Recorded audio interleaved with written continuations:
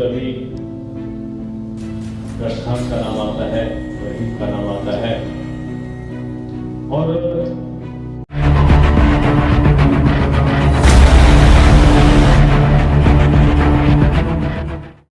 नमस्कार, मैं अभिनेंद्र और आपने देखना शुरू कर दिया है द प्रिंट लाइन्स। बड़ी खबर लखनऊ से है, जहां मशहूर शायर पद्मश्री अनवर जलालपुरी के जन्मदिन पर आयोजित कार्यक्रम में पूर्व उप मुख्यमंत्री डॉक्टर दिनेश शर्मा ने कहा कि पद्मश्री अनवर जलालपुरी देश के एक बड़े शायर थे और उन्होंने धार्मिक ग्रंथ गीता का अनुवाद उर्दू शायरी में करके भाषाओं को जोड़ने का काम किया। दिनेश शर्मा ने बताया कि शायर अनवर जलालपुरी को मरणोपरांत पद्मश्री मिला, जिसके लिए उनका काफी बड़ा योगदान है। उन्होंने ही पीएम को एक पत्र लिखकर पद्मश्री के लिए अनुशंसा की थी और प्रधानमंत्री कार्यालय ने अनवर जलालपुरी के द्वारा गीता के उर्दू अनुवाद की कृति को मंगाकर देखा था। उसके बाद ही उन्हें पद्मश्री मिल सका। अनवर जलालपुरी शायरी के साथ साथ शायरी के मंच का संचालन भी करते थे और बहुत ही बेहतरीन तरीके से करते थे, जिससे वह काफी लोकप्रिय थे। इस खास मौके पर हमारे संवाददाता सुशील कुमार तिवारी ने पूर्व उप मुख्यमंत्री डॉक्टर दिनेश शर्मा से खास बातचीत की। पद्मश्री अनवर जलालपुरी साहब ने गीता का अनुवाद उर्दू शायरी में किया और उर्दू भाषा को हिंदी से जोड़ने का बड़ा काम किया। मेरे साथ में है पूर्व डिप्टी सीएम दिनेश शर्मा जी ने काफ़ी बड़ा काम किया। पूरा गीता को उन्होंने उर्दू शायरी में अनुवाद किया। कितना महत्वपूर्ण कदम, और सबसे बड़ी बात आज उनका जन्मदिन है और आप भी उनके साथ काफ़ी जुड़े भी रहे। देखिए, अनवर जलालपुरी साहब कहते थे कि उर्दू जो है वो हिंदी की बहन है और संस्कृत सारी भाषाओं की आदि भाषा है और उससे बड़ा कोई संग्रह नहीं है जितना संस्कृत में है। और उन्होंने गीता के श्लोकों का हिंदी में अनुवाद करके उसको उर्दू शायरी में तब्दील किया।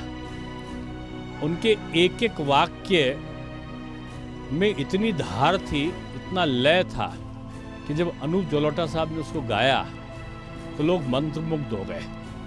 और उनकी कृति जब पद्मश्री के लिए गई, ये मेरा सौभाग्य था कि मैंने ही संस्तुति की थी बगैर उनकी मर्जी के कि इस पर पद्मश्री दिया जाए।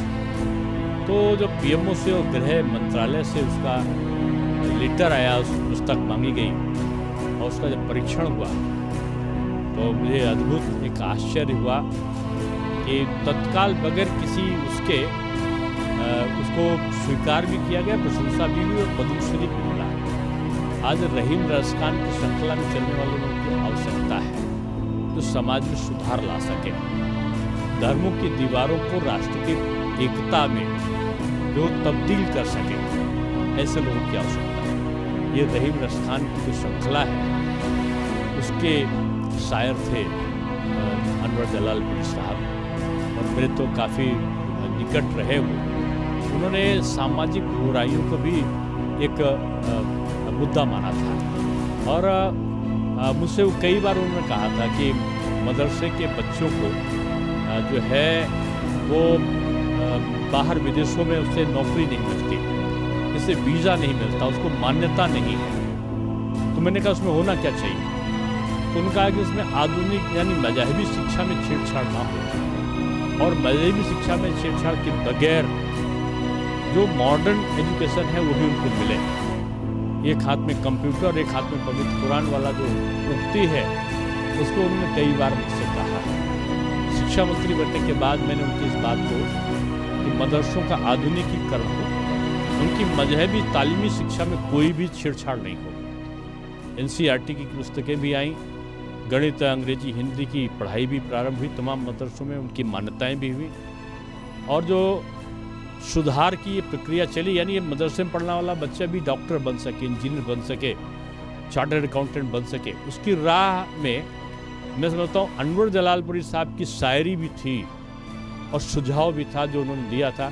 जब मेरी सरकार आई तो उस चीज़ को हम लोगों ने माननीय योगी जी को बताया तो उन्होंने उसको स्वीकार किया। मैं कह सकता हूँ कि आज जो आधुनिकीकरण शिक्षा का हुआ उसमें बहुत बड़ा उनका भी मंतव्य शामिल था।